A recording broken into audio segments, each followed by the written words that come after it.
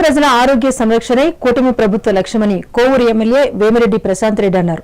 Nellore VPR నివాసంలో 39 మందికి 34 లక్షల రూపాయలు విలువ చేసే సీఎంఆర్ చెక్కులను పంపిణీ చేశారు. పేద ప్రజల వైద్యం కోసం సహాయం చేసిన చంద్రబాబు నాయుడుకు ప్రత్యేక ధన్యవాదాలు తెలిపారు.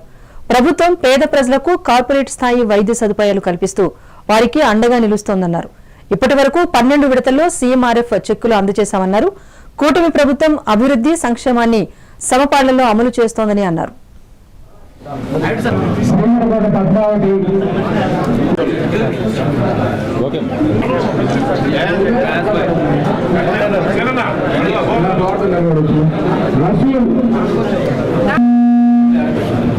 28,80,000 దాకా 32 చెక్కుల ద్వారా కోవూరు కాన్స్టిట్యున్సీలోని ప్రజలకి అందజేయడం జరిగింది.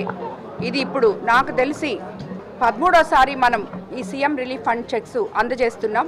220 చెక్కులు మన కోవూరు కాన్స్టిట్యున్సీలో ఇవ్వడం జరిగింది. దీన్ని బట్టి మన ముఖ్యమంత్రి గారు చంద్రబాబు నాయుడు గారు సంక్షేమము అభివృద్ధే కాకుండా మానవతా దృక్పథంతో ఏ కాన్స్టిట్యున్సీల్లో అయినా వాళ్ళు అనారోగ్యంతో బాధపడుతూ చూపించుకోలేని వాళ్ళకి ఆయన పర్టికులర్గా వీళ్ళు ఎవరైతే ఈ సీఎం రిలీఫ్ ఫండ్ పెడుతున్నారో వాళ్ళందరికీ కూడా మనము తప్పకుండా వాళ్ళని అర్హతను బట్టి అందజేస్తున్నాము.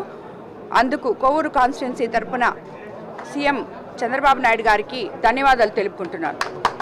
28 లక్షల